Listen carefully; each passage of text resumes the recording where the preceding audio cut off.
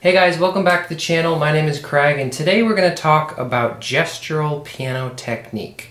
So first we're just going to answer the question, what do we mean when we're talking about gestures? So basically in piano technique, gestures are whole arm or large arm movements that you make when playing a certain kind of pattern or a certain kind of passage that essentially guides your fingers through the passage in a succinct way, right? So in other words, instead of just playing an arpeggio where you play one finger after the other, we want to think about how we can play that with a whole arm motion to make it a little bit more simple.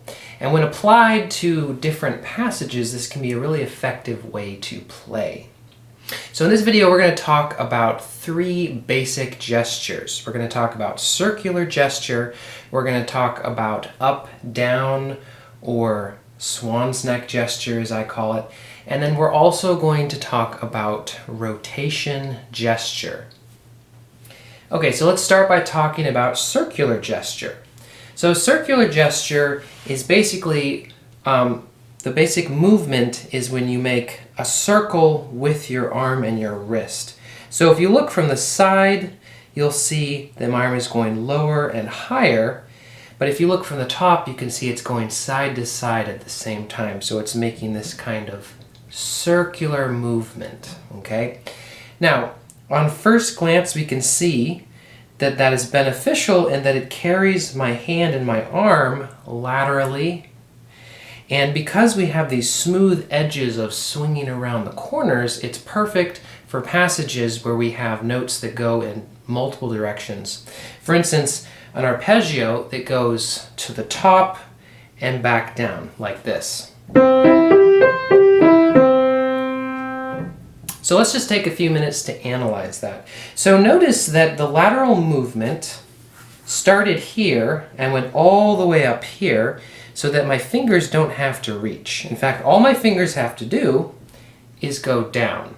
Okay, so think about this. All my fingers are doing this. There's none of this kind of movement. And this gets back to what I was talking about in gestures helping you organize a passage or a certain pattern, okay?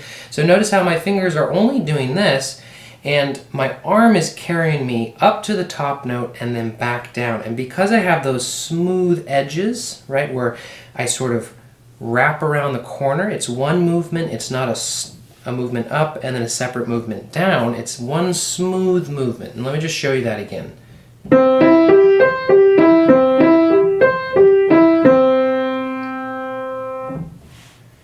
Okay, so the second gesture we're going to talk about is up-down gesture, or what I call swan's neck gesture, okay?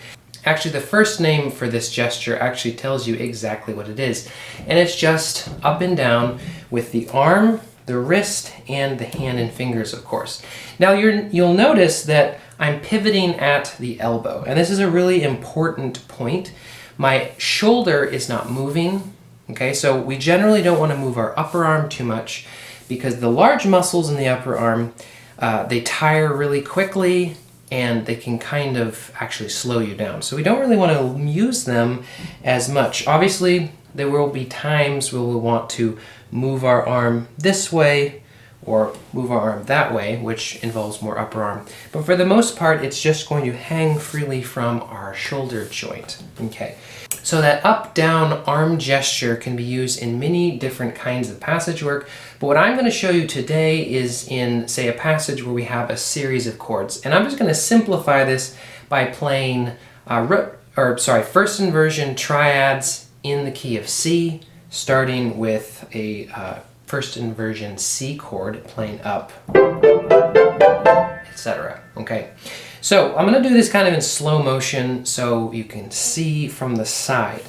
So what I want to do is I want to play the first chord, and notice that I'm going to kind of lift from my elbow when I lift here.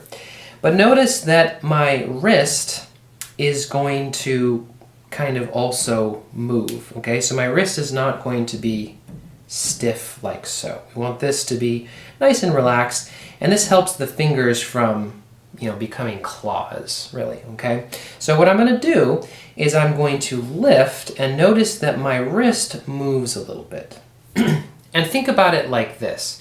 When you see kids and they do that whole like patty cake thing, I don't really know because I don't know that I've ever done that, but you'll notice that what they naturally do with their wrist and their hand is they do this kind of a thing. So notice that it's this kind of wag in the wrist, okay? People don't generally do patty cake like this with stiff wrists because it's awkward, and it means when you have a stiff wrist, it means that all of these muscles are all locked up, okay? So we don't want to have a tight wrist. We want it to sort of move and flex naturally. Now, we don't have to have our wrist completely loose and droopy and floppy per se, although oftentimes I will ask students to do this to get the feeling of that relaxed wrist so that things are loose and muscles are pliable, okay? So what I'm going to do is I'm going to lift, and this is very important, that I lift from my elbow and my wrist gives a little bit. And as I go into the keys, my fingers are just going to touch the keys, and as they go into the keys, my wrist is going to come down to this, normal sort of level place, and then it's going to dip down slightly, and then I'm going to lift and do the same thing on each chord, okay? Now, like I said, this can be applied to different passages, but the basic up-down gesture looks like this. So, for instance, if I was doing a 3-note slur, it would look the same, but that's the basic up-down gesture. So now I'm going to play it in a few chords in succession and kind of show you what that would look like.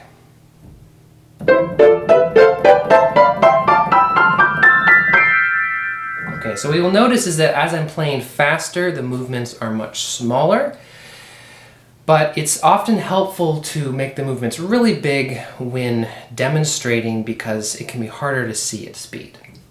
Okay, so the third gesture I'm going to show you is forearm gesture or rotation gesture.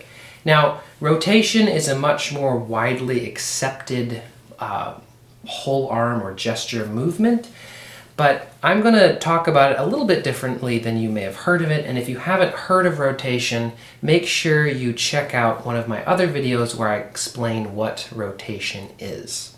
Okay, so real quick, we're just going to talk about this. So rotation is just basically when you take your arm and have your palm facing the ground and you rotate your arm so that your palm faces the ceiling, okay? That movement in your forearm, right, where it just rotates side to side. And this movement, of course, we use all the time when we open a doorknob, right? It's that same kind of movement. And rotation is really, really helpful in playing certain kinds of passages.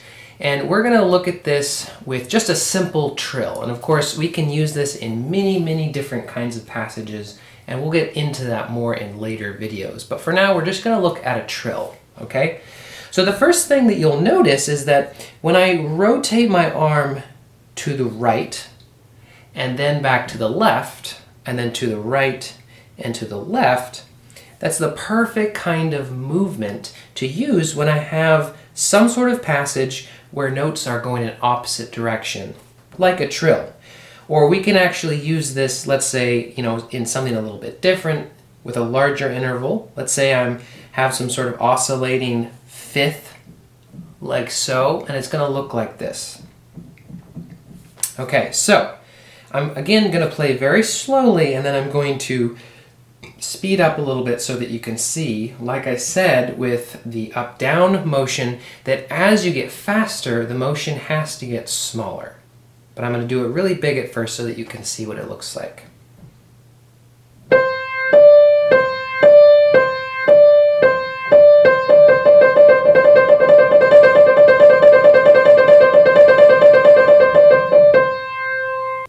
So those are the three most basic gestures we use in piano technique, and like I said, they can be applied to many different kinds of passage work, and piano playing can be incredibly effective when all three of those gestures are combined. Now, I'd like to make some more videos in the future going into detail on each one of these gestures, but I just wanted to make a quick video kind of explaining what gestural piano technique is, and then kind of talking a little bit about the specifics of each. Hey guys, thank you so much for watching. I hope all that information was helpful. Don't forget to smash the like button and subscribe, and I'll see you guys next time.